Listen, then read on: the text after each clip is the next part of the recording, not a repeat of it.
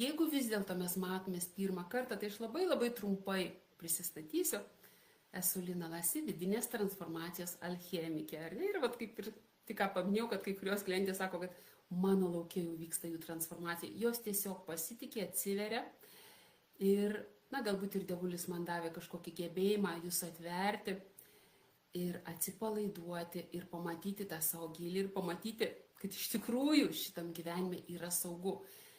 Taigi padeda susikurti tvarų laimės pagrindą santykė su savim, pirmiausiai su savim.